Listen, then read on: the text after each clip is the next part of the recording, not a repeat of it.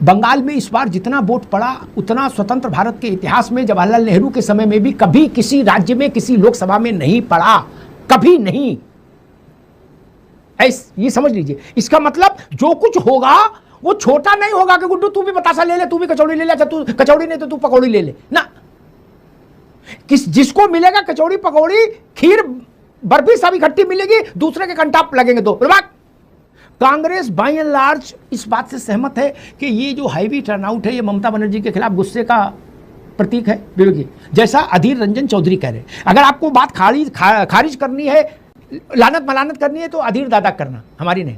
बात अधीर रंजन जी ने कहा अगर है ये तो वो बात उनकी अपनी हो सकती है, लेकिन जो पूरा माहौल वहां का दिख रहा है और जिस तरीके से आपको ज्यादा माहौल दिख रहा है, अधीर रंजन की आंखों में बिल्डिंग वाला चश्मा लगा है? नहीं देखिए, वो पूरा प्रदेश घूमे। नहीं पूरा प्रदेश घूमे हैं, लेकिन हम जब चुनाव लड़ते हैं अमिताभ जी, चुनाव हमने भी लड़ा, चुनाव जब हम लड़ते हैं और जब आप हमारे क्षेत्र में आते हैं तो आपका जो आकलन होता है वो बहुत अच्छा फीडबैक हमको मिलता है।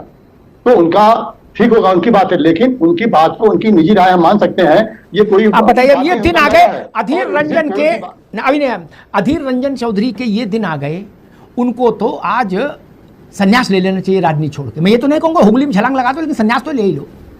अच्छा बताइए, आपकी पार्टी के नॉन बंगाली लोग ये कह रहे कि वो जो बोल रहे हैं उनकी निजी राय है, उनकी राय को ज्यादा महत्व देने की जरूरत नहीं। बताइए, और कोई बंगाल में है नहीं जो एक है ना मामा से काना मामा। ठीक, हमारी यह कहावत है कि मामा ना हो, एक ही आंख वाला मामा हो। चलो मामा तो है, पूजा पाठ में तो बैठेगा, तो आपके तो मामा वही थे, एक आंख वाले सही, लेकिन मामा ना हो उससे अच्छा तो एक आंख का मामा। बंगाल में और कौन नेता है आपके पास? टोटा पड़ा है, टोटा, रुक जाओ जब से नहला बना, टोटा पड़ा है, 4 आदमी नहीं जिनको बंगाल में कोई पहचाने, आपकी पार्टी में बचा। क्या आप किस दुनिया में हो यार? आप बिंदु वो विधानचंद्र राय के जमाने में होगा? आपको इल्म ही नहीं हुबली में कितना पानी बह गया भैया। पहली बार बंगाल ने देखा कि बिना रक्त में नहाए भी जनादेश आ सकता है, फर्स्ट टाइम। और मैं इसको एक थोड़ा सा क्लेरिफाई कर दूं, ये ज्यादा बंगाल में समस्या मालूम कब हुई? जब सिद्धार्थ शंकर रे बंगाल के चीफ मिनिस्टर हुए कांग्रेस से, उनके समय से जो हत्याएं शुरू हुई वो फिर दीदी के समय तक बढ़ती रही। मैं एक छोटा सा आंकड़ा रखता हूं, 2023 में पंचायत पोल हुए थे, विवेक जी भी सुने, आशीष जी भी सुने। उसमें भगवान का नाम लेके हैं रसगुल्ला खाते हुए 55 हत्याएं हुई थी। क्या पंचायत में 55 निपटा दिए थे। 24 के लोकसभा पोल में 10 से ज्यादा मौतें और 100 से ज्यादा बुरी तरह घायल हैं। बंगाल का इतिहास ये था। केवल 93% वोट पड़ा, यही खबर नहीं है विवेक भाई। खबर यह है कि एक भी नहीं मरा। और वो जो फुरकान और सुरखान बम फेंकते थे जगह जगह, कोई बम नहीं फेंक पाया, ना रक्तपात हुआ, ना आगजनी हुई, ना धुआं धुआं हुआ बंगाल, और चुनाव हो गया। बंगाल में हमारे जो 2-4-6 परिचित हैं उनसे हमने पूछा तो उन्होंने यही कहा कि भाई साहब इससे बड़ी चीज नहीं हो सकती। हमने तो उम्मीद ही छोड़ दी थी कि अपने जीवन काल में हम ऐसा चुनाव भी देखेंगे। वरना चुनाव में तो हम जानते थे 100-200-500 घरों में आग लगती थी, 50-25 लोग मारे जाते थे। बोले इस बार तो सच में ऐसा लग रहा है कि सपना सा है। 93% वोट डाल गए लोग शांति से, किसी ने किसी को गाली भी नहीं दी। और जहां थोड़ी बहुत वर्जिश करने की कोशिश की, उनका स्वागत समारोह इतना जबरदस्त हो गया कि वो खुद ही एक्यूप्रेशर का, अरे वो क्या बोलते हैं, फिजियोथेरेपी कराते घूमेंगे। कांग्रेस के एक नेता हमसे धीरे से, मतलब अनौपचारिक कह रहे थे, मैं बिना नाम लिए उसको उद्धर कर दूं ताकि बात आ जाए। हमने पूछा आप क्या चाहते हो, अपने मन की बताओ। क्या? तो मालूम ने क्या कहा? बोले भैया चाहते थे कि ममता हार जाए। मैंने कहा क्यों भाई, आपको ममता से क्या तकलीफ?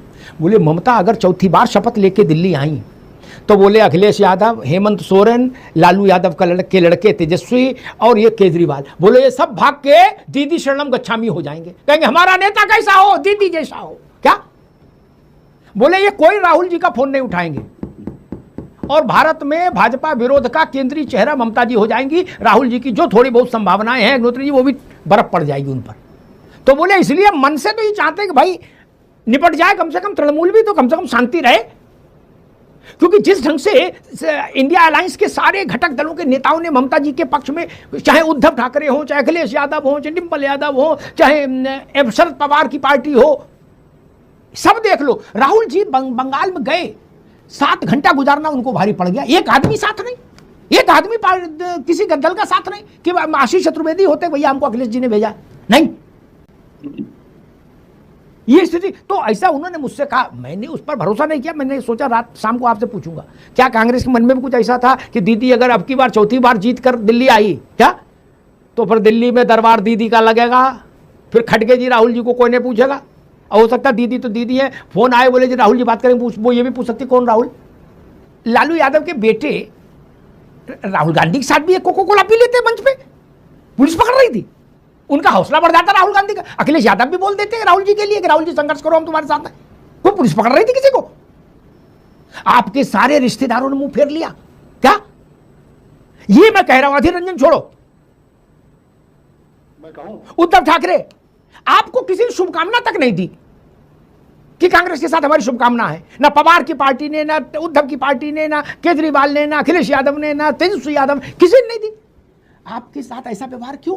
आप तो बड़े बूढ़े हो। बात सही है, लेकिन वहां पे अलायंस जो था नहीं, और कांग्रेस वहां पे अपोजिट टीएमसी की लड़ रही थी, तो वहां पे कांग्रेस का मुकाबला था कौन खड़ा हो रहा, कौन मैं कह रहा हूं अलायंस की बात नहीं हो रही थी। अरे सपा और टीएमसी का भी कहां अलायंस था भाई, मैं क्या कह रहा हूं, सपा और टीएमसी का अलायंस कहां था? नहीं था ना, टीएमसी की लड़ाई थी, वहां पे अलायंस नहीं था मैदान में कि वहां पे आप लालू जी के कोको कोला पीने आते लड़का उनका या उद्धव जी खड़े होते, वहां अलायंस नहीं चुनाव लड़ रहा था, वहां पे Congress versus TMC versus BJP चुनाव हो रहा था। तो इसलिए राहुल जी को वहां पे लड़ना था, किसी के न खड़े होने के लिए हमारा कंपल्सन कोई नहीं था। ठीक है, लेकिन वहां पर अलायंस लड़ रहा होता कि ममता जी अलग है और पूरा अलायंस भैया, ठीक है ठीक है बेबकी, आपने बिल्कुल ठीक बात कही कांग्रेस की।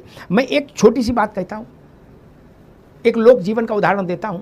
एक मोहल्ले में आमने सामने दो समधी रहते हैं, आशीष भाई सुनना है, दोनों समधियों ने सत्यनारायण कथा कराया, रिश्तेदार तो सबके कॉमन, क्या सारे रिश्तेदार एक समधी के आए, दूसरे की ओर मुंह पीट करके खड़े हो गए। तो मोहल्ले वाले पूछेंगे भैया तुम्हारी ऐसी बेइज्जती क्यों हो रही है? थे तो सब रिश्तेदार यार आपस में, आप लोग अखिलेश यादव और कांग्रेस की रिश्तेदारी नहीं है? उद्धव और कांग्रेस की रिश्तेदारी नहीं है, गांठ जोड़ के बैठे हो। पवार और आपकी रिश्तेदारी नहीं, गांठ जोड़ के बैठे हो। आपसे गांठ छुड़ा के सब उधर भाग गई, ये मैं कह रहा हूं। बाकी आपकी मर्जी, आप बड़े दिल वाले हो, कोई दिक्कत नहीं। विवेक जी आपकी बात सब सही है, ये सत्यनारायण की कथा और ये समझाने की दावत का मामला नहीं है। वहां पे देखिए सीधी सी बात है कि वहां अलायंस नहीं लड़ रहा था। अगर अलायंस लड़ रहा होता तो ये सवाल पैदा होता कि राहुल जी के साथ खड़े हुए ममता जी खाली अलग अलायंस से होकर लड़ रही है, बाकी अलायंस पूरा वहां लड़ रहा है। वहां पे तो कांग्रेस वर्सेस टीएमसी की बात थी, वर्सेस बीजेपी की बात। ठीक है, तो वहां पे समझ गए। ठीक है ठीक है, मैंने सिर्फ ये कहा इनकी तरफ 10 पहलवान आए, आपकी तरफ 2 ही आ जाते। आपको दोनों भी इस लायक नहीं समझा कि आपकी तरफ आ जाए, इतनी सी बात कही, आप दुनिया कहानी बता रहे हो। छोड़ो विवेक भैया को एक बात की दिक्कत और है ना कि उसी अधीर रंजन चौधरी को चुनाव कौन हराता है? एक गुजरात से एक मियां जी आते हैं यूसुफ पठान, और वो अधीर रंजन चौधरी जैसे व्यक्ति को जो एलओपी होता है देश का और लोकसभा का चुनाव हरा देता है। तो भाई जो राहुल गांधी हैं आज वही अधीर रंजन थे, बिल्कुल, और उस समय एलओपी होते हैं। और गुजराती, एक गुजरात का मियां जी आता है और वो पश्चिम बंगाल में इतने बड़े लीडर को हरा देता है। ये तुष्टीकरण की राजनीति होती है। तो विवेक जी कैसे कहेंगे भाई, इनको तो उस समाज को भी खुश रखना है ना, इनके साथ चिंता बहुत है। दूसरी बात, इनको छोड़ दीजिए आप, आपने इतने लोगों का बताया, अखिलेश जी, तेजस्वी जी, फलाना जी। अरे साहब, झारखंड में तो आपकी सरकार हेमंत सोरेन जी के साथ है, कांग्रेस के साथ है। हेमंत सोरेन का तो कैंडिडेट भी नहीं था, लेकिन हेमंत सोरेन कांग्रेस के खिलाफ, ममता बनर्जी के लिए गए, कांग्रेस के खिलाफ कर रहा था, पति पत्नी दोनों। हाँ गए, उन्होंने कहा एक महिला के खिलाफ आप लड़ रहे थे वहां बंगाल में, अब ये नियम बना लो महिला के खिलाफ कोई नहीं लड़ेगा।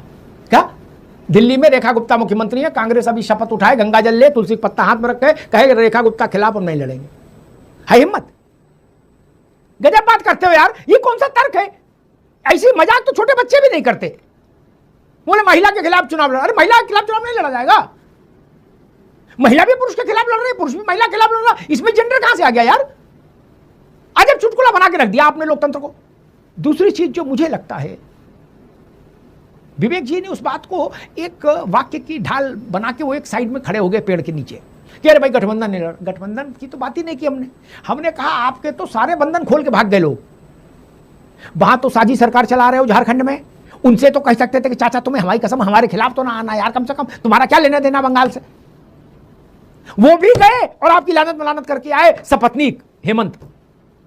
ऐसा भी नहीं कि अकेले बोले ना तुम भी चलो, शिबू सोरेन के पुत्र बहू दोनों आपको लानत मलानत करके आए। वो नहीं जाते तो भी कोई फर्क तो नहीं पड़ रहा था। मैं ये कह रहा हूं हर आदमी जो आपका रिश्तेदार है वो आपको जलील करने बंगाल जानबूझ के गया विवेक जी। मैं ये निवेदन कर रहा था, मौन भी रह सकता आदमी, ऐसा तो नहीं किसी के हेमंत सोरेन इतने बड़े नेता के उनके जाते बंगाल का चुनाव पलट जाएगा, या ममता जी ने कहा कि नहीं हेमंत तुम नहीं आओगे तुम बर्बाद हो जाएंगे, ऐसा तो है नहीं। वो अपने प्रदेश में उतने बड़े नेता है, वो शिबू सोरेन नहीं है ना, उनका नाम हेमंत है भाई, वो गुरुजी नहीं है।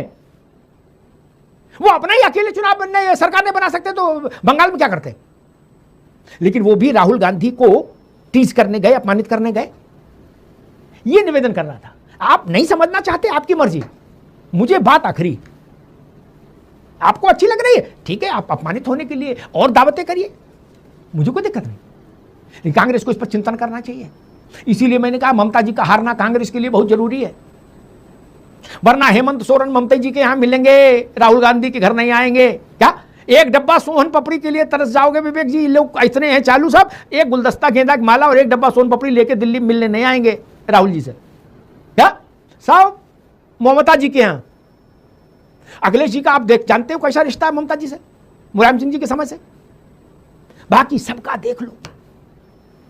और ममता जी भी आपके कुल गोत्र में जन्मी हैं। क्या वो आपके सारे पैतरे जानती हैं। वो आज भी ये नहीं भूली कि दिल्ली में रहते हुए सोनिया गांधी ने उनको 12 दिन इंतजार कराया मिलने के लिए। क्या 12 दिन? दुनिया के लोग मिल लिए मैडम से, लेकिन ममता को 12वें दिन 2 मिनट का समय दिया गया, भूली नहीं है। इसीलिए वो कहें कि भाजपा का जो हो सो हम कांग्रेस को निपटा देंगे। भाई भाजपा की सरकार अगर आनी है तो आई जाएगी, वो तो रुके तो रुकने नहीं होगी। अब तो वोट पड़ गया। लेकिन ममता बनर्जी अगर 10 सीट कांग्रेस को दे देती तो इज्जत नहीं बच जाती सबकी, बच जाती ना, लेकिन नहीं दी। अरे भाई फेस सेविंग ही हो जाती कांग्रेस की। मैं फिर कहूंगा ये कांग्रेस का विषय है, कांग्रेस आने, लेकिन मैं राष्ट्रीय परिप्रेक्ष्य पे कहूंगा, मेरी बात नोट कर लीजिए, अभी परिणाम नहीं आए।